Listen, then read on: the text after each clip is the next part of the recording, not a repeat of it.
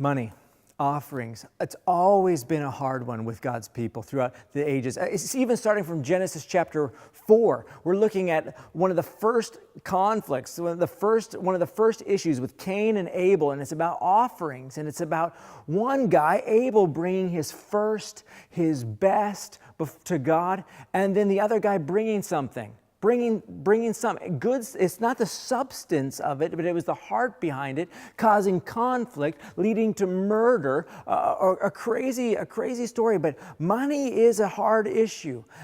So many people will decide, hey, I don't want to go to this church because they talk about money too much, or all they want is my money, or that's all they keep pushing. Or other churches, money is a hard issue, and I understand that.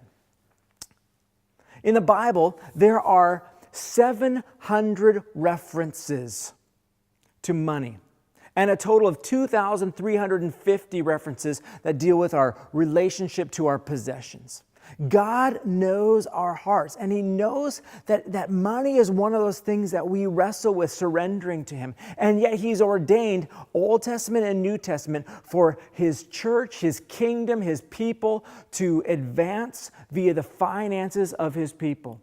Through offerings, generous offerings, joy-filled offerings. And so He's called people in the Old Testament and the New Testament to support the priest, to support the ministry of the church, of the temple, of whatever it was in that time period.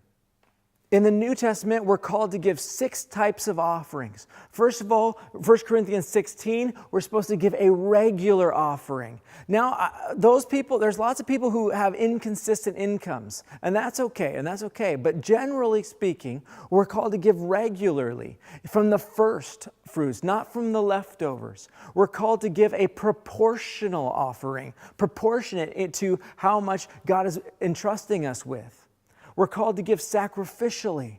We're called to give willingly. We're called to give generously. We're called to give cheerfully. In the Old Testament and in the New Testament, God's established the offerings for 4 purposes. First purpose is for the building, for the repairing, remodeling, maintenance, and for the worship in the house of God. That's one of the things that I think most people forget. How much of the offerings in the Old Testament especially were all about the temple, remodeling, building, for the sacrifices, for the incense, for the priests and things like that. So much of the offerings were dedicated to that end. The early church continued to be gathering in the temple of God. We forget about that, but they also continue to be giving their offerings to the temple of God. And so they're giving their offerings to the temple, and then they're meeting there, and their offerings are helping to pay for the place that they're meeting in, groups of 3,000, 4,000, 5,000 people, however big the church was in that day. So the first thing is God's established the offerings to support the building and the general going on worship of God. Secondly, God's established offerings in the Old Testament and in the New Testament to support those who lead the church, whether they're priests or whether they're the leaders. And I think in the New Testament it talks about especially those whose job it is to teach. So in 1 Corinthians 9:14, the Lord has commanded that those who preach the gospel receive their living from the gospel. Our offerings at Regarding Hope are not yet at the point where I receive any income from the offerings at all. I'm fine with that. That's fine with me for now. But ultimately, at some point, we need to become a more and more healthy church and making sure that our offerings are going to those who teach and who lead the church, because that's part of a biblical offering. Thirdly, the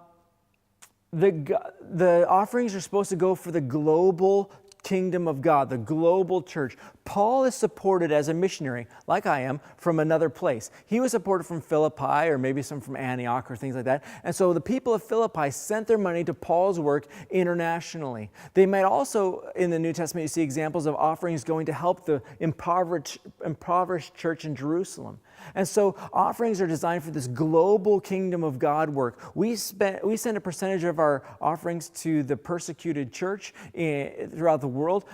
We also support people who are going on missions trips and who are going for short-term training or maybe for long-term training someday. But some of the offerings should be going to the global work of God and His kingdom. And the fourth thing that offerings go to in the Bible is the focused ministry and mission of the church. So the deacon's job was to take some of the money that was coming in and distribute to those who were poor and who had need, like the widows and the widows specifically, but widows and orphans and poor. And so the offerings that were coming into the church were to help those who were in need. This was a powerful ministry. In fact, in light of the fact that the money was being, in the early church, was being directed in the right ways, it allowed the kingdom of God to see many people saved, and especially large numbers of priests. You can look at that in Acts chapter 6.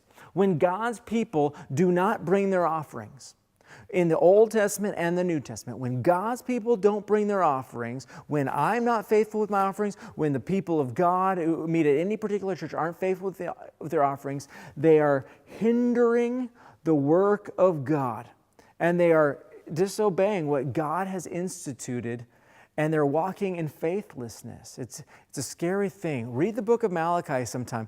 It's all about people robbing God by withholding their offerings because they want to prioritize getting their house sorted, their life sorted, their things in order, or maybe even just bringing whatever money they happen to have in their pocket, not bringing an intentional offering.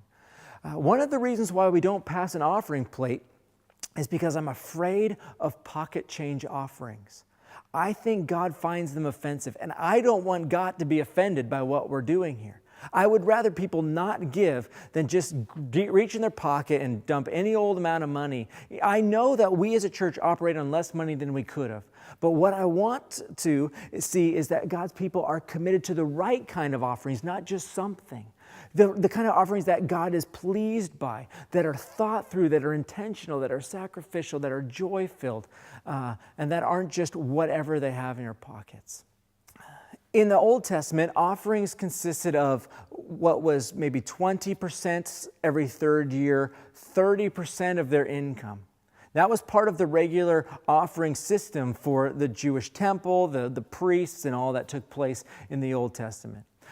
You see Abraham, he brings 10% of his money to Melchizedek, the leader of Jerusalem, the king of Jerusalem, and that kind of starts us off in some sort of guidelines maybe for our offerings. From then on, offerings are couched in terms of 10% goes to here or 10% goes to there, and you just kind of track it through in the offering system.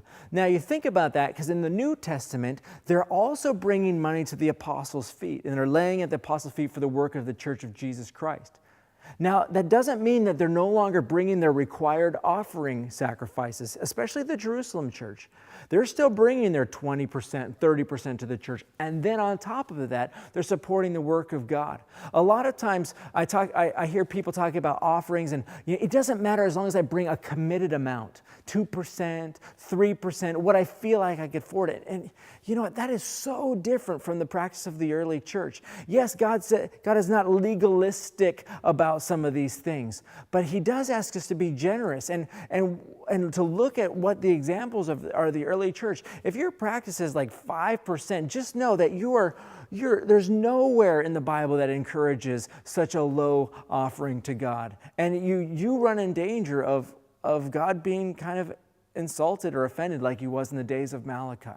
The early church practice was to give an incredible, generous, joy-filled offering that even surprised the apostles, even Paul at some points.